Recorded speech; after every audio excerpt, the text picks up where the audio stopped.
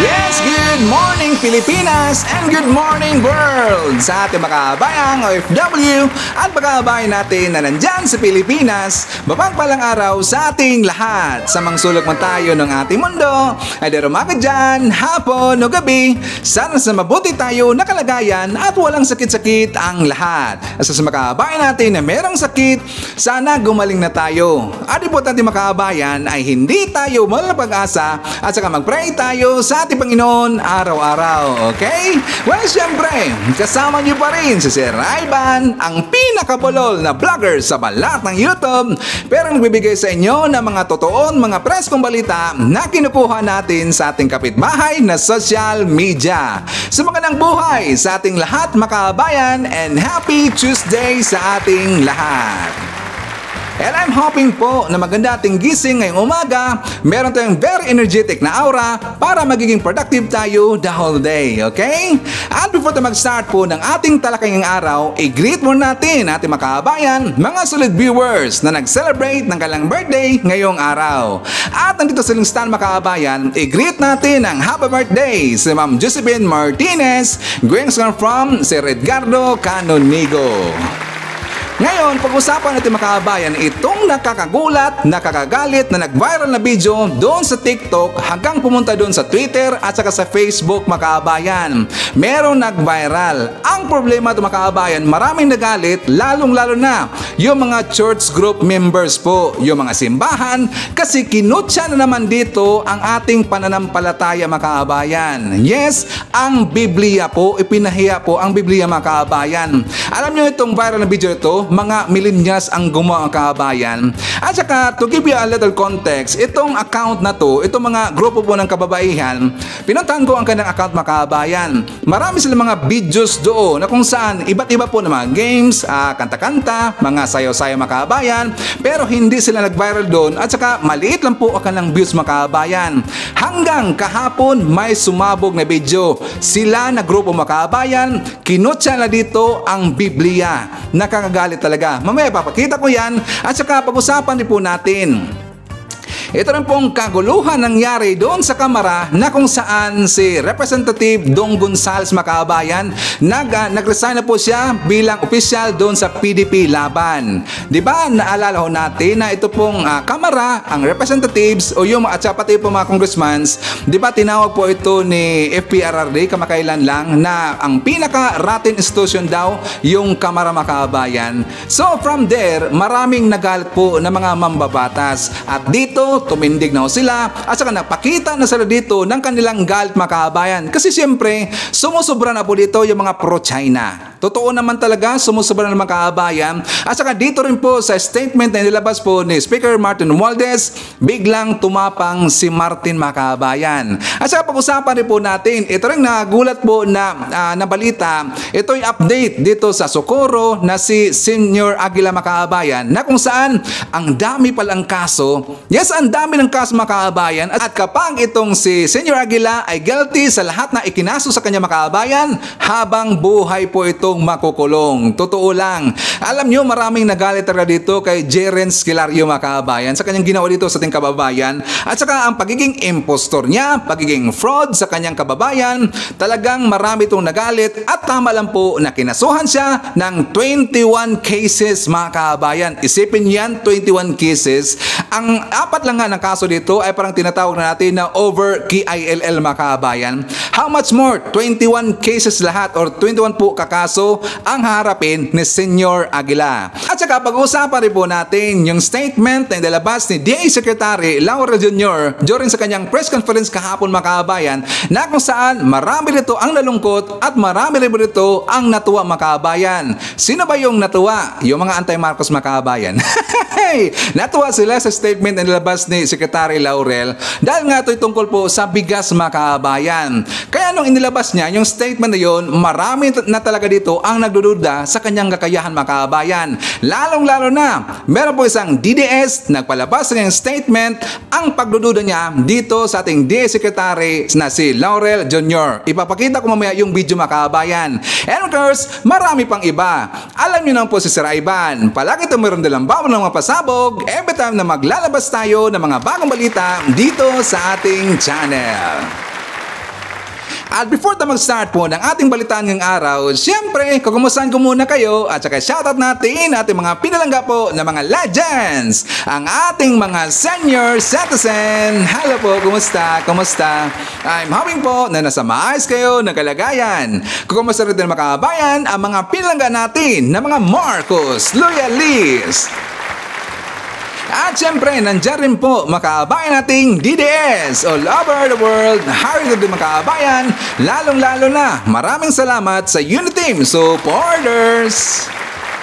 And guys, thank you so much sa ating mga returning viewers, mga solid supporters to Sir Ivan, mga suki to Sting Channel, thank you so much. At maraming salamat sa viewers na hindi nag-skip ng ating mga commercials. Thank you so much.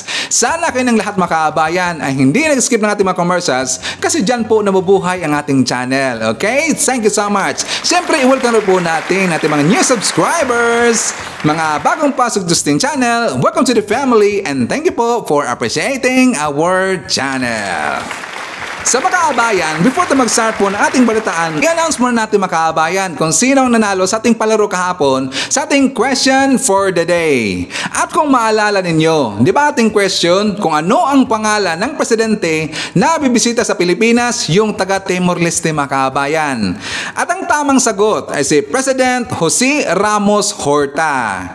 So ang unang nakasagot makaabayan ng tama ay si Marlo Sinerpeda. Again, ulitin ko lang po, ang nanalo kahapon ay si Marlo Sinerpeda. Congratulations po!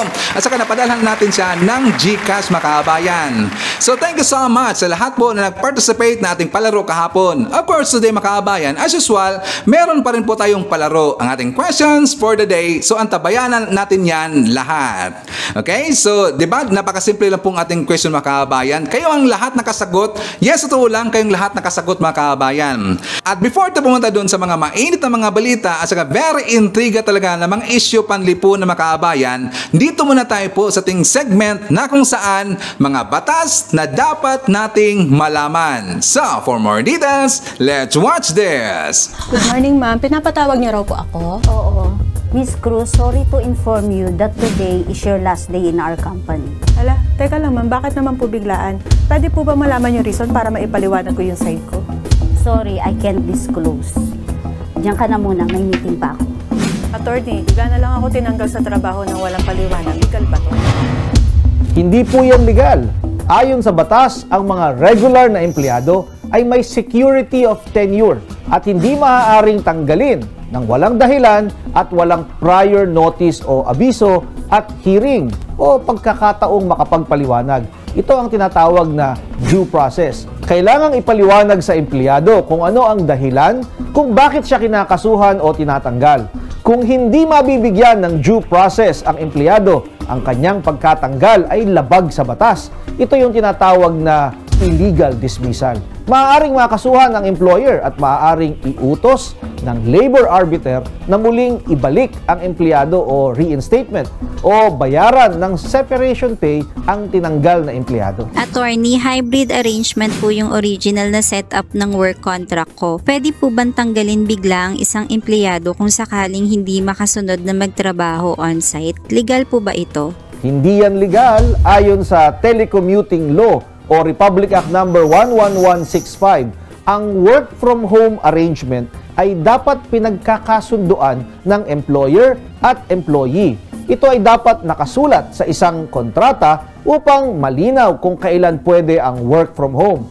Kaya hindi maaaring tanggalin basta ang isang empleyado dahil sa tumanggi itong magtrabaho on-site. Attorney, pwede ko po bang i-post yung dati kong empleyado na hindi na siya konektado sa kumpanya namin at ilagay ko na tinanggal siya dahil nagnakaw? Legal ba to? Legal ang pag-post ng pangalan ng dating empleyado at ang kanyang picture upang ipagbigay alam na siya ay hindi na empleyado ng inyong kumpanya. Subalit, labag sa batas na ilagay mo sa post o ipadyaryo ang muka at pangalan ng dating empleyado na may nakalagay na dahilan kung bakit siya tinanggal. Lalo na kung ang dahilan ng pagkatanggal ay kaso ng pagnanakaw. Ang gagawa po nito ay maaaring makasuhan ng libel at paglabag sa Data Privacy Act. So mahalaga makabayan na alam ho natin yung batas, yung karapatan natin. Kaya nga ipinapakita ko yung video na yan, yung segment ay makabayan, para alam ho natin kung ano ang ating dapat gawin, di ba? Okay, so jump naman tayo sa ating next topic. Dito tayo sa Good News makabayan kasi merong magandang plano dito ang DOST para matugunan po yung issue natin dyan sa plastic waste at saka sa pollution dyan sa Pilipinas makabayan. Mag-adapt na dito yung ng programa ang DOST na tinatawag nila na Nuclear Technology makabayan. So, for more details, let's watch this! Isa sa mga dahilan ng malawakang polusyon sa mundo ay ang paggamit ng plastic. Kaya naman nagsagawa ng National Stakeholders Meeting ang Department of Science and Technology kasamang International Atomic Energy Agency upang masolusyonan ang plastic pollution sa bansa. May ulat si Rod Lagusan. Ang polusyon na dulot ng plastic ay isang malaking problema ng bansa. Malaki ang banta nito sa kapaligiran. Kabilang na dito ang microplastic na napupunta sa katubigan na maaring kalaunay, humalo sa inumin at lamang dagat. Pangatlo ang Pilipinas sa pinakamalaking plastic polluter. Nasa 2.7 metriko tonelada ng plastic waste ang nalilika ng bansa kada taon. Ayon kay DOST Secretary Renato Soldom Jr., ito ay dahil plastic ang madalas gamitin sa bansa, tulad ng sachet. Base sa datos, ang isang average na Pilipino ay gumagamit ng halos 600 piraso ng sachet, halos 200 shopping bags, at lagpas 100 sandbags kada taon. Kaya sa isinagawang National Stakeholders Meeting kung saan kabilang ang DOST at International Atomic Energy Agency, tinalakay ang paggamit ng nuclear technology sa plastic recycling. Imbes na gumamit ka ng iba pang mga chemical para magamit mo sa recycling ng plastic na masama sa environment. Kasi nga, gusto mong maprotektahan ng environment pero gumagamit ka pa ng chemicals para maproseso ito, imbes na ganun yun, gamitin na yung irradiation. Gamit ang prosesong ito, mababawasan ang green gas emission at maging ang proseso ng recycling, kaya mas makakatipid. Halimbawa nito ang pagbuo ng construction materials tulad na lang nitong eco-friendly tiles na gawa mula sa plastic. Kabilang ang Pilipinas sa pilot countries para sa prosesong ito. The transition from the research and development to the industry adaptation is a crucial point. For new tech plastic to success, concrete efforts to engage various stakeholders with their respective countries is crucial. Binigyan din naman ni Solidum na mahalaga ang pagpupulong na ito para malaman ng publiko na may pamamaraan para mapakinabangan pa ang plastic, tulad ng pagkakaroon ng mga irrigation facilities sa iba't ibang bahagi ng bansa. Kailangan ding pag-usapan ano pa ang next steps. Paano ba ito mas-scale up sa iba't ibang lugar sa Pilipinas at sino pang mga industry partners ang interesado na mag-partner dito. Hopefully by next year, pag nagka-pilot na tayo, titingnan natin kung gaano ka-effective or efficient ang operation na to at paano naman ang magiging support operation. Ayon pa sa DOST, bukod sa partisipasyon ng pamahalaan, higit na kailangan ng disiplina ng publiko.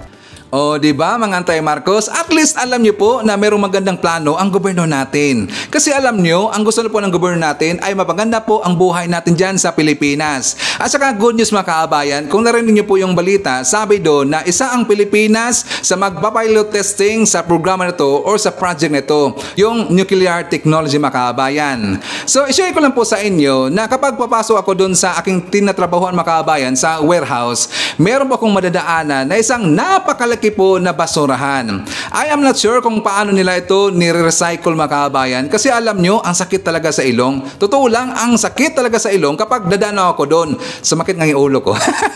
Kasi baka siguro gagamit sila ito ng chemicals mga kaabayan. So hopefully po dyan sa Pilipinas ay i-adapt po ang programa para masolusyonan ang problema ng polusyon dyan sa Pilipinas. Diba? Okay, so jump na rin po tayo sa ating next topic mga kaabayan. Good news pa rin po tayo kasi marami ang nawin dito sa inilabas na survey ng Okta Research mga kaabayan. Ano yun, Sir Ivan? Well, babasahan ko lang po yung survey kahapon. Yes, yesterday ito inilabas. Ayon sa balita mga kaabayan, babasahan ko lang po. 62% ng mga Pilipino naniniwala na nasa tamang direksyon ang Marcos Jr. Administration. Yan po ay ayon sa Okta Research mga kaabayan. 62%. Nasaan na nga ba yung nagsabing vlogger na epektibo daw ang kanyang paninira mga kababayan at saka pananawagan dito at saka pag-expose dito sa mga kapulustagan na ginagawa daw ng Marcos administration. Na yung vlogger doon sa US mga kababayan, saka sabi pa nga niya, epektibo daw ang kanyang pananawagan dito, epektibo daw ang kanyang pag-expose dito sa ginagawa ng presidente natin mga kababayan. Tinawag pa nga niyang batugan si PBBM at saka lagi niyang nilalait at saka tinitira si FL Lisa Aranita Marcos. Nasaan na ba ang sinabi niya na epektibo daw ang kanyang ginagawa mga kababayan?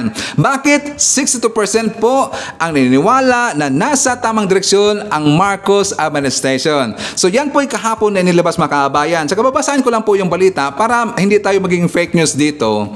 6 sa bawat 10 Pilipino ang nagsabing nasa tamang direksyon ang pamahalaan sa ilalim ng administrasyon ni Pangulong Ferdinand R. Marcos Jr. Yay! Walang epekto ang kanilang paninira mga kababayan. Saka tuloy natin, ito ang lumabas sa survey na ginawa ng Okta Research base sa kanilang pinakahuling tugon ng masa na ginawa mula September 30 hanggang October 4, 2023. Base sa survey, 62% ng mga Pinoy ang naniniwala na nasa tamang landas ang pamahalaan at nagagawa nito ang mga programang pinakikinabangan ng mga tao. Dagdag ba dito mga kababayan, nasa 20% naman na mga sumali sa survey ang hindi believe sa palakad ng pamahalaan. 20% siguro yun po mga nauto ni Hitad mga kababayan, yung mga anti-Marcos. 20% pala. Saka sa lahat ng mga rehiyon na tinanong, ang mga taga Mindanao ang pinaka naniniwalang nasa tamang direksyon ang gobyerno kung saan 70% ang positibong tumugon. Isipin nyo, 70% po sa Mindanao mga kababayan. Di ba karamihan po sa mga DDS ay taga Mindanao mga kababayan? Di ba sabi nila mga DDS na yung mga pinakalat po ng mga rabi ng mga DDS na wala daw naniniwala ngayon kay PBBM mga kababayan sa kanyang kakayahan dito. Pero bakit lumabas po ang 62% at saka marami po ang 62% mga kababayan mga naniniwala po sa pamalakad po ni PBBM at saka sa direksyon po ng Marcos administration. So yan po ay good news mga kababayan. Well, pikat sa inyo. Mga tayo Marcos, pikat sa inyo. Hindi epektibo ang inyong paninira dito kay PBBM at saka sa gobyerno natin. Lalong-lalo na mga kababayan, alam nyo merong hamon dito si PBBM at saka meron siyang utos dito kay Speaker Martin Romualdez.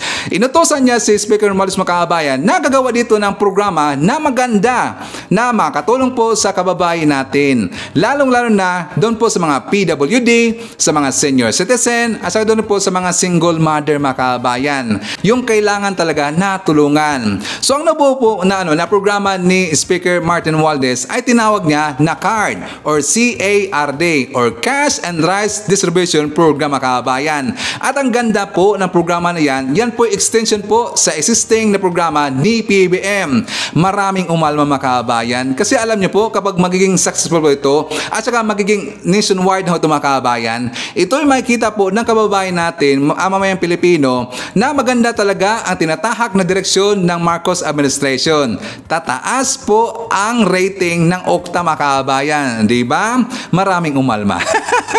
So babasahin muna natin yung konteksto ng balita mga kababayan para alam mo natin, sabi ito sa balita, humanap ng paraan para makatulong, Romualdez launches Cash and Rice Distribution Program. So ayon sa balita mga kababayan, ayon kay Speaker Martin Romualdez, layunin po natin na palawakin ang programang ito hindi lamang sa buong Luzon kundi sa lahat ng panig ng bansa. Uunahin lamang natin ang mga syudad, maging sa Visayas at Mindanao kung saan mayroong kakulangan sa supply ng mura at di kalidad na bigas. Dagdag pa dito, sumatotal kabuang 335,000 na individual na kinabibilangan ng senior citizens, PWDs, solo parents at IPs ang nakabenepisyo sa unang sigwada ng programa. Makatatanggap sila ng 2,000 pesos, 950 pesos para sa 25 kilong bigas sa presyong 38 kada kilo at 1,050 pesos pambili na iba pang pagkain. Inaasahan na dadalhin din ang programa sa iba pang panig ng bansa kasama ang Visayas at Mindanao. O di ba mga kabayan? So para meron pa tayong idea, ipapakita ko sa inyo yung video mga kabayan. So for more details, let's watch this! Samantalang umarangkada rin ang cash assistance and rice distribution cards sa iba't ibang bahagi ng Metro Manila. 2,500 ang nabigyan ng tulong sa Parañaque. Nabigyan din ng tulong ang mga taga San Juan at Caloocan. Tumanggap sila ng 2,000 piso at kalahating kaban ng bigas. Ulit naman po kahit pagod at mas masaya po, nakakuha rin kami. Salamat naman po ng marami. Makabawas din to sa maintenance namin mag-asawa, parehas na kami may edad. 60 yung asawa ko, tapos ako 5'4", tapos lifetime po yung gamutan. Palagay ko mga 2 linggo abot. Napakahalaga talaga, napaka magandang pamasko to ng ating mga mayor. Sa katulad namin ng mga katamtaman lang yung pinikita, napakahalaga sa amin to.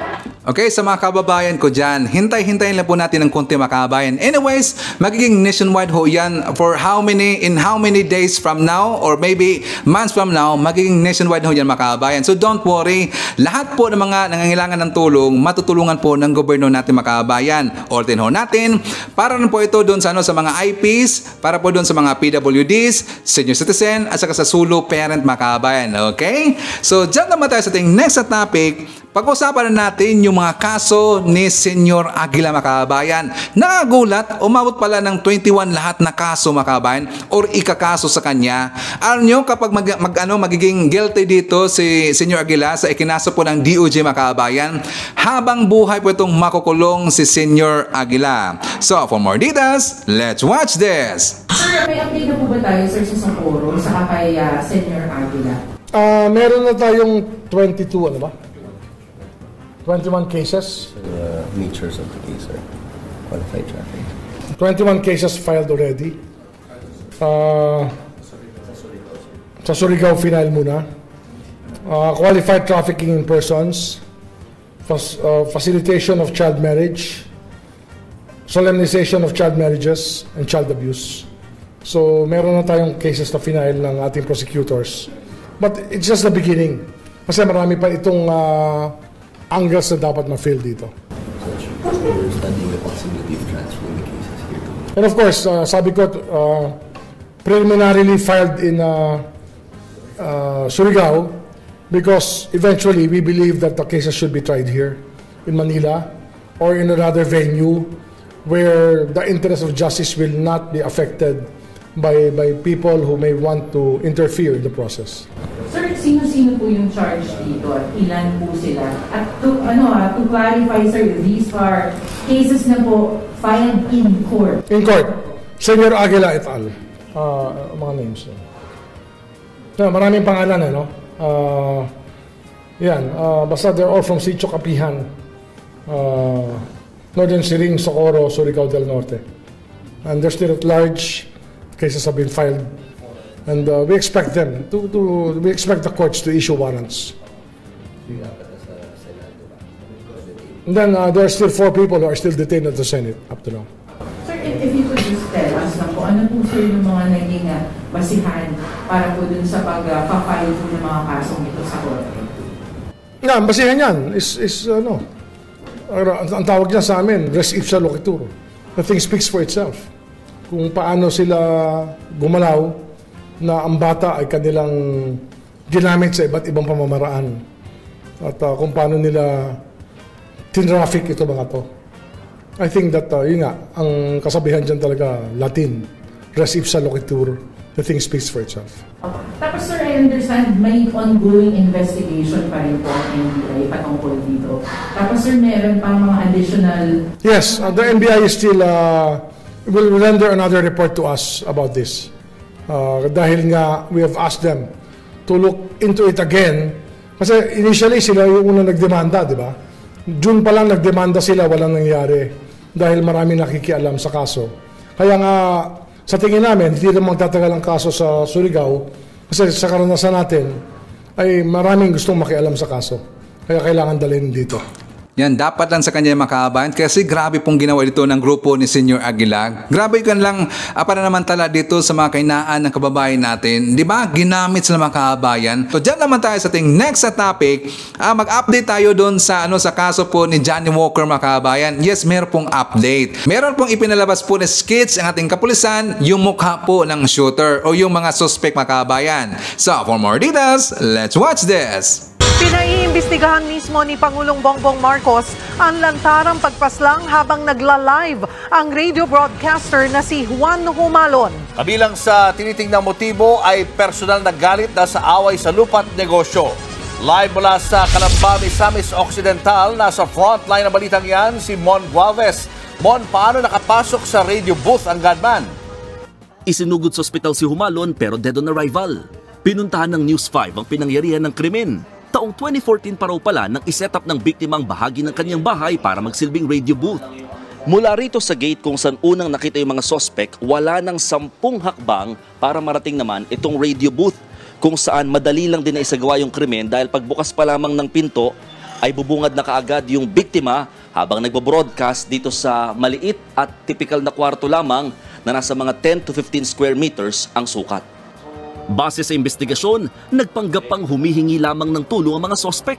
Allegedly, ang rason nila is magpapa-announce sila about a missing wallet, about a missing key. So, yun yung naging rason nila para makapasok doon sa lugar.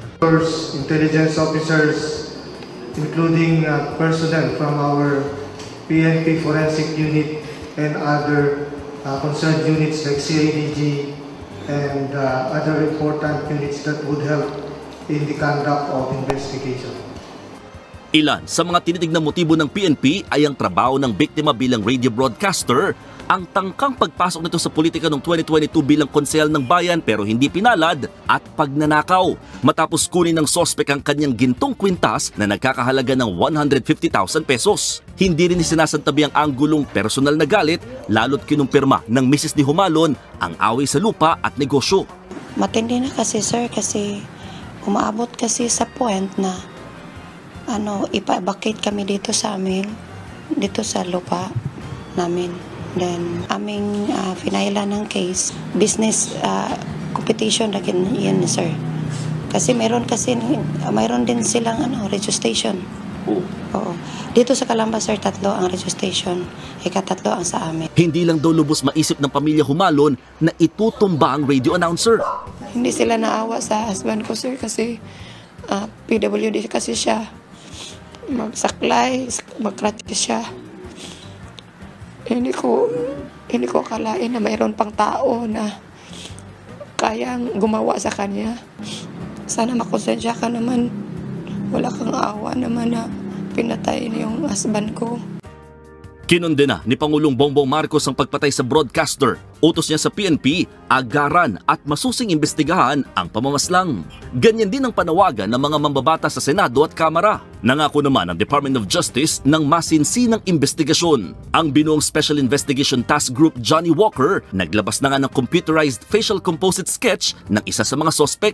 Inaalam pa ang kanyang pangalan. Hawak na rin ng mga pulis ang ilang CCTV footage at ang sasakyang ginamit ng mga salarin. Maging si PNP Chief Benjamin Acorda Jr. hindi makapaniwala sa lantarang pagpatay.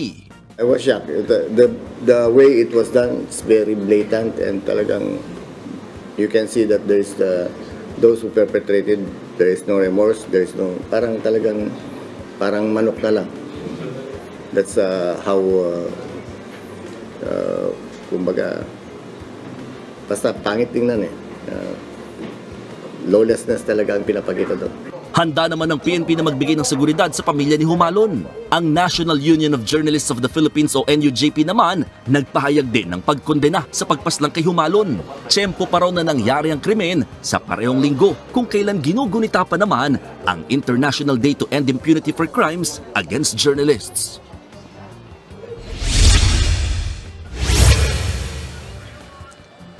Julius, sa ngayon, nagpapatuloy yung mahigpit na pagbabantay ng mga otoridad sa mga ikinalat na checkpoint sa lugar habang nagpapatuloy pa rin yung pagtugis dito sa 3 nakatakas na sospek. Ayaw pa muna magbigay ng time frame ng mga pulis lalo't nahihirapan pa rin sila sa pagkakakilanlan ng mga sospek. Kaugnay ng balitang iyan, nadagdag si Juan Humalon sa bilang ng mga pinatay na mamamahayag sa bansa. Sa loob ng 3 dekada, nasa 200 journalists na ang pinaslang. Sa datos ng National Union of Journalists of the Philippines o NUJP, pinakamaraming mamamahayag ng pinatay noong panahon ni dating Pangulong Gloria Arroyo. Bumalo ito sa 103. 32 sa kanila ay biktima ng 2009 Maguindanao Massacre. Sumatotal 199 ang naitalang media killings sa bansa simula noong 1986. 4 dyan ang sa ilalim ng Administrasyong Marcos, kabilang ang kina Percy Lapid at Humalon.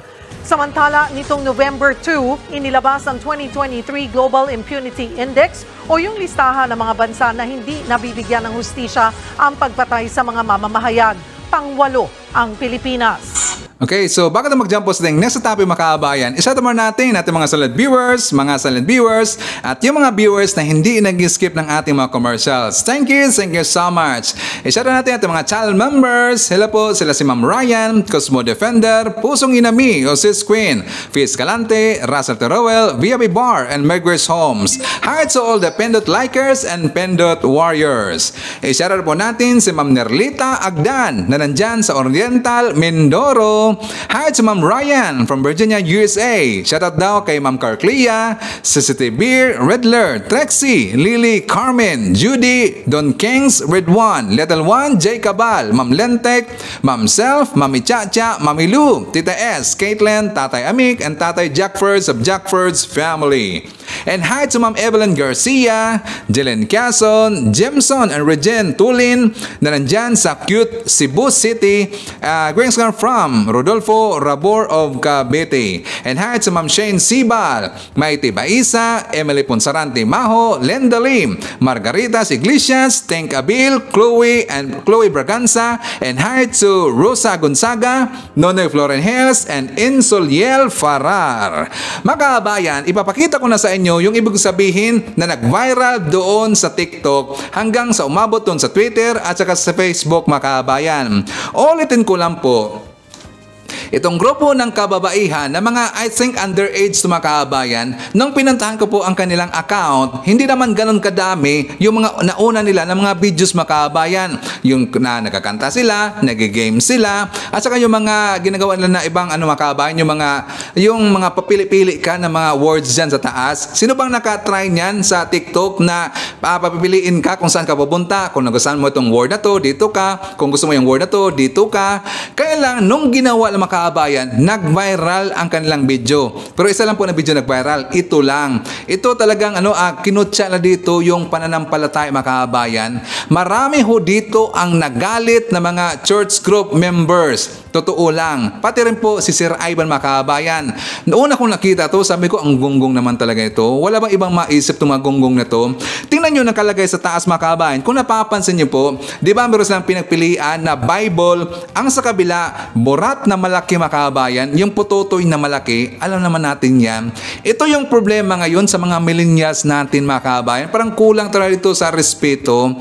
Sana nirespeto nila yung mga pananampalataya natin, kasi nga alam nyo mga kaabayan, kapag ito'y mapunta or ito'y makita po ng grupo ng social media broadcaster na yung mga attorney, kapag makita nito, hindi malayo na sila'y kakasuhan mga kaabayan.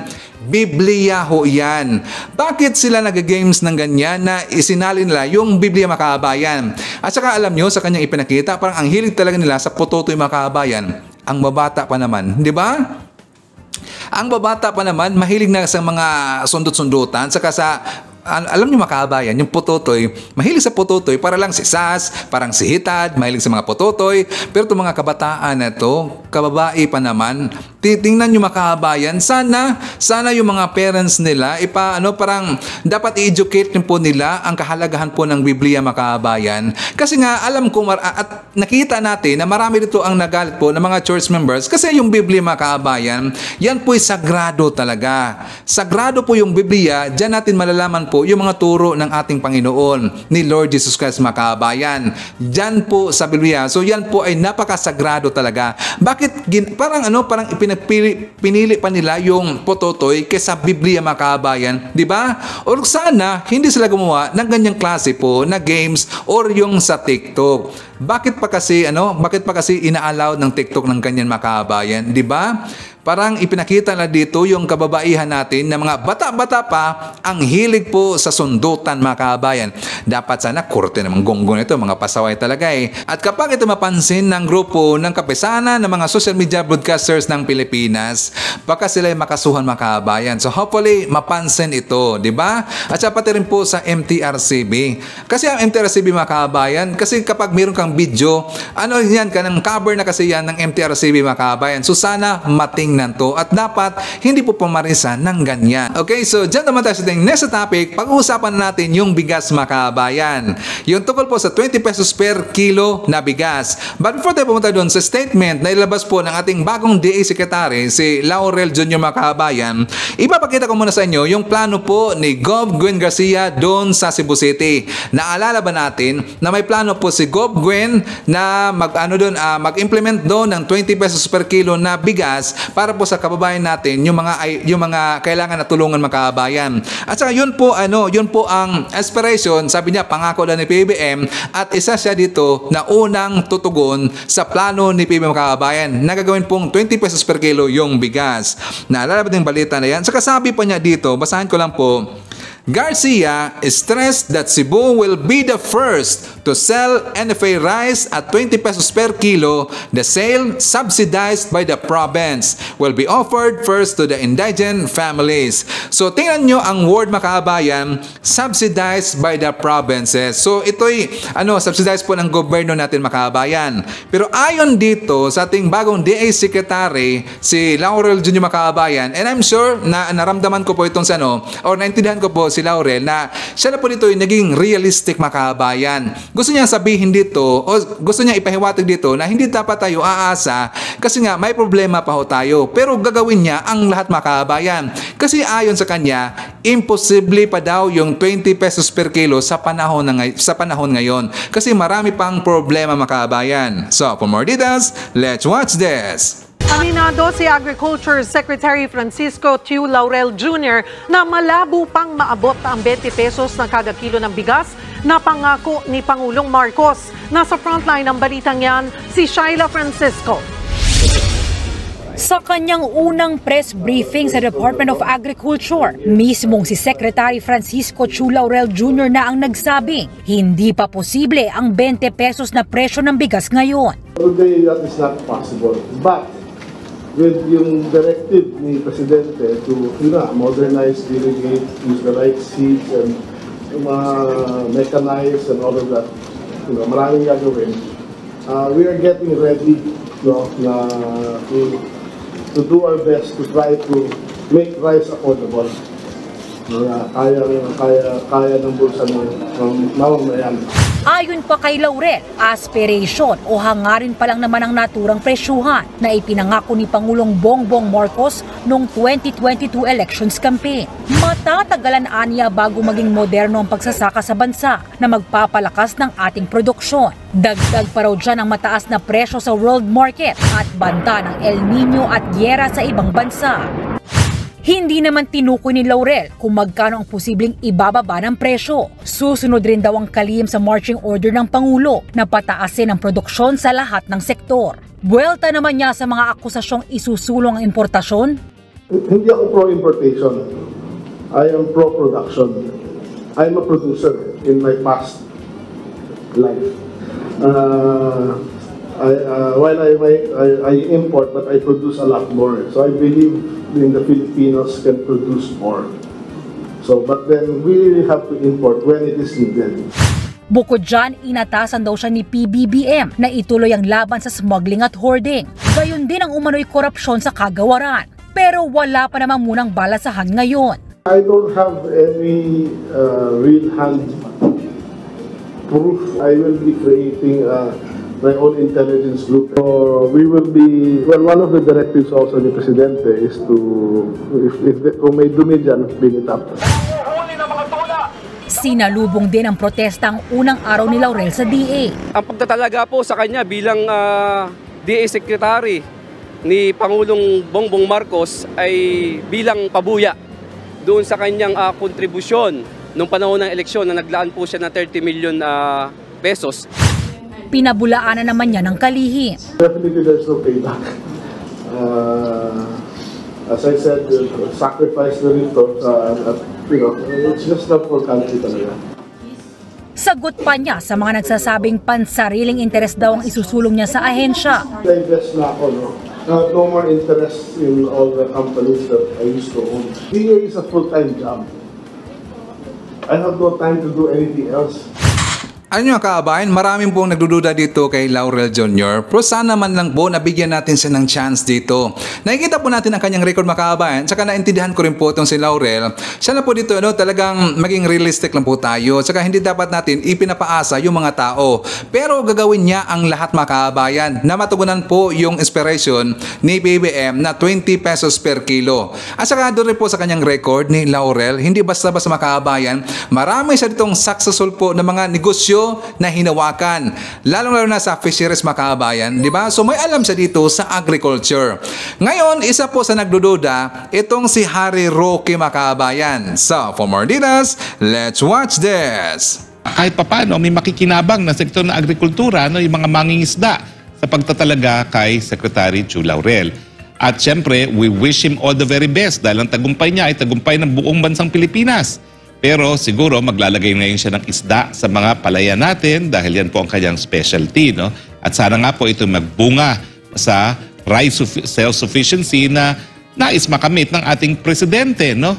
At siyempre po, ewan ko kung anong mangyayari dyan, siguro maglalagay siya ng mga laman loob ng isda para pataba dyan sa ating mga palayan at sa tanimang mga sibuyas. Diba po, no? Pero ang nagdidiwang po talaga yung mga Pilipinong kumpanya na nasa Papua New Guinea dahil isang taos na galing sa kanilang hanay ang ngayon mamumuno ng Department of Agriculture. Sana nga po, no, magawa ng paraan ng itong si Secretary Chu Laurel yung problema sa talamak na smuggling at sa hoarding. Siguro gagamitin niya yung mga pangingis ng mga barko para habulin yung mga smugglers na magpapasok na naman ng kung ano-anong mga smuggled goods. No?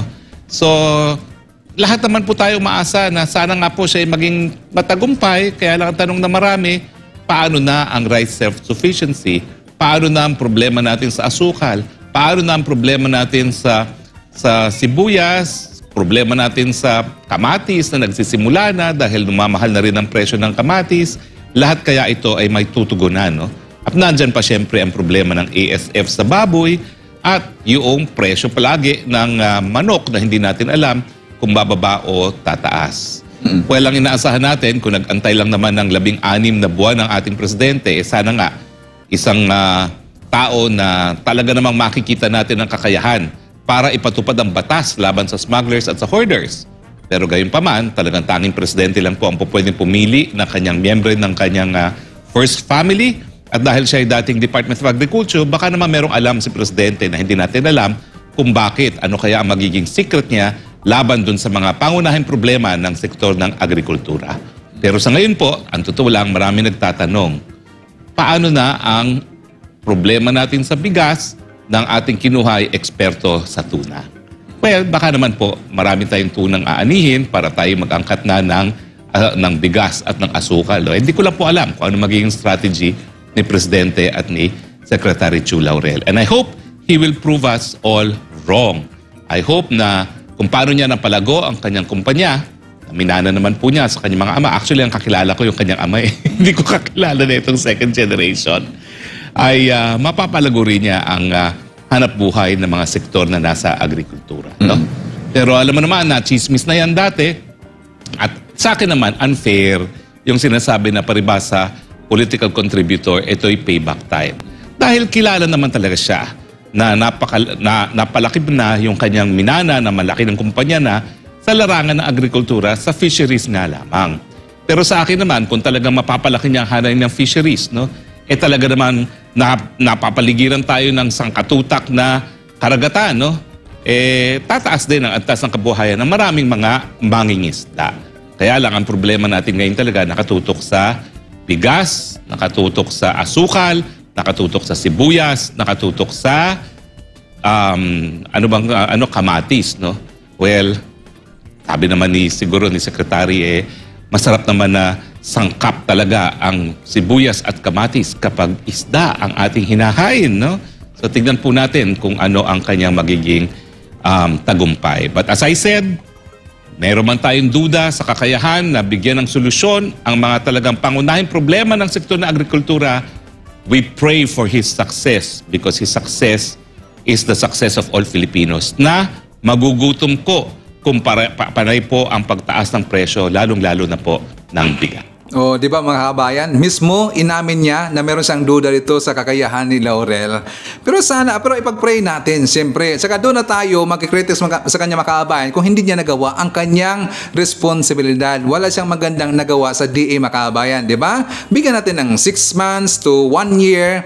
Pero alam nyo, si PBM merong trust sa kanya. So dapat mag-trust rin po tayo dito kay Laurel Jr. mga kabayan. Alam niyo naman po, si Laurel may alam ho yan sa negosyo. Siyempre, may alam rin po siya sa agriculture, mga kabayan. Okay? So, before na mag-jump, siyempre, share more natin. Nandyan kasama natin si Ensoliel Farar, Teresita Timaliwan, Army Lagaso, Lemuel Pasco, Saladino Ninoy, nandyan po si Ren Sis Channel in Japan, Leonardo Manansala, Ami Corcoera, Emi Sarino, KJ2, Cervantes TV, and hi to Mamlen Gonzalez, Angelita Holsanger, Maricras Hernandez, Maria Midaseplon, and Marlo Sinerpeda.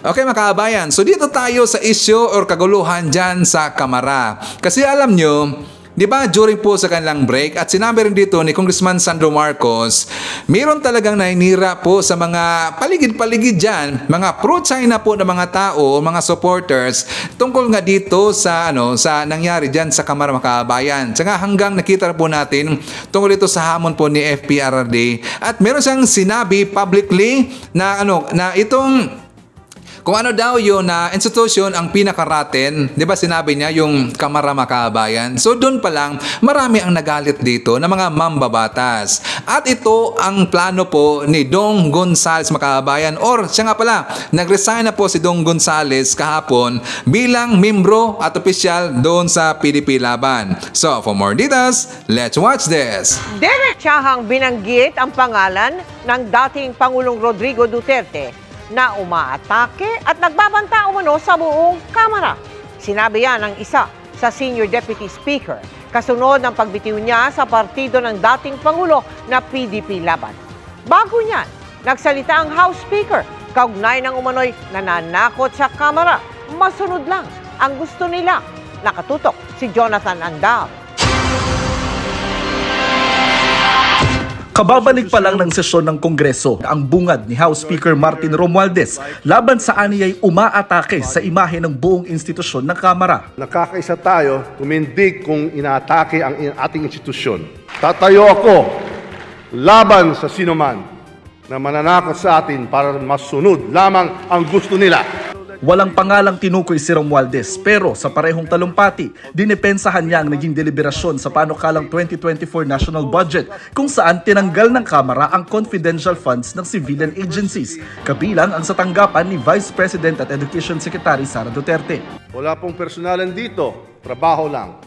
Kasunod ng talumpati, nag-convene bilang Committee of the Whole ang Kamara kung saan tumayong Majority Floor Leader, si Presidential Son Ilocos Norte Representative Sandro Marcos. Sa sesyon, inusisa ni Albay Representative Edsel Lagman kung sino nga ba ang kritiko at nagbabanta sa Kamara. What recent events transpired subverting the integrity of the House of Representatives?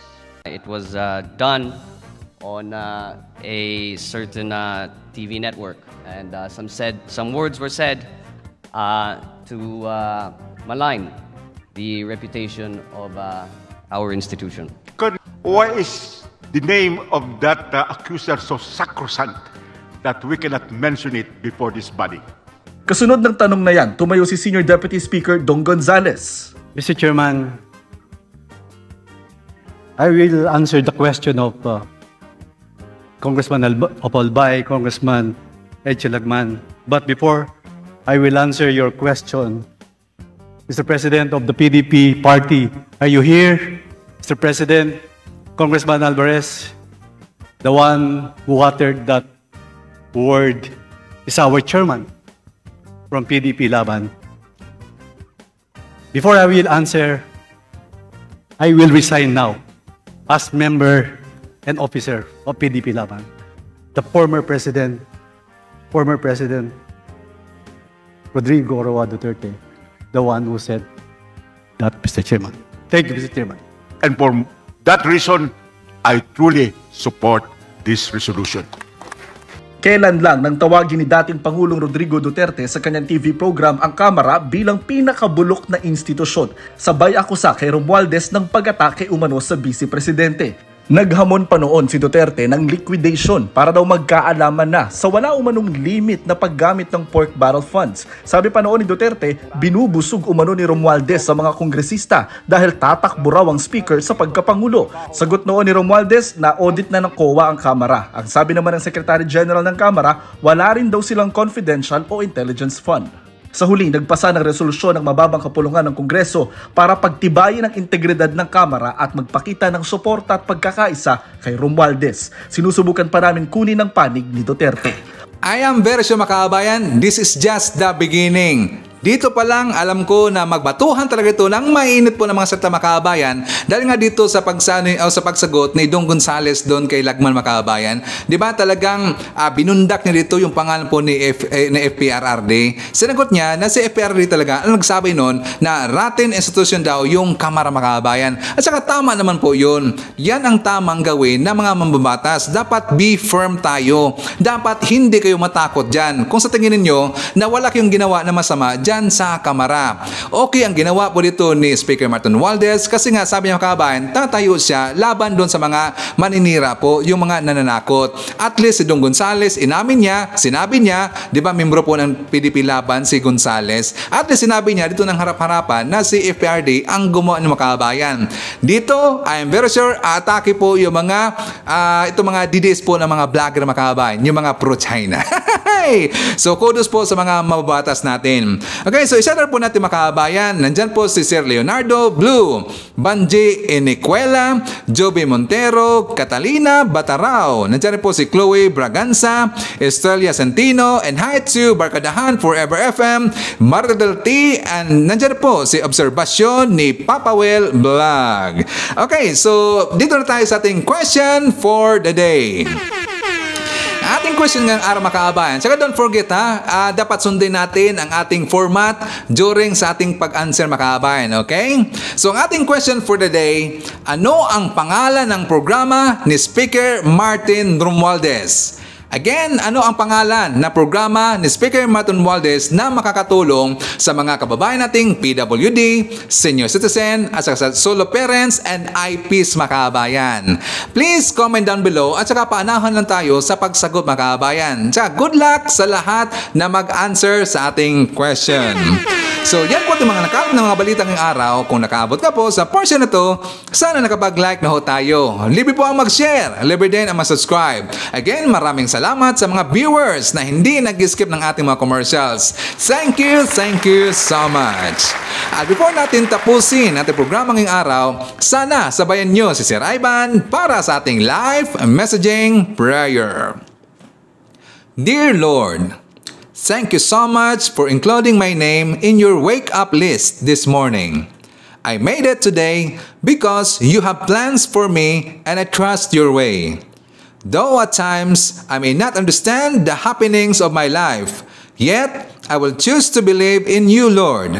Let this day be the day that I will receive an answer to all my prayers, healing to my pains, and joy to all my sufferings. In Jesus' name, I pray. Amen. So maraming salamat, mga kababayan, and I hope to see you again on my next video. BBM Sara, BBM Sara, pagkakaisa patungo sa ginhawa. BBM Sara, BBM Sara, para sa kinabukasan naming mga bata. BBM Sara, BBM Sara, walang imposible na kapag nagsama-sama. BBM Sara, BBM Sara, ang presidente at ang bisi na mahal ang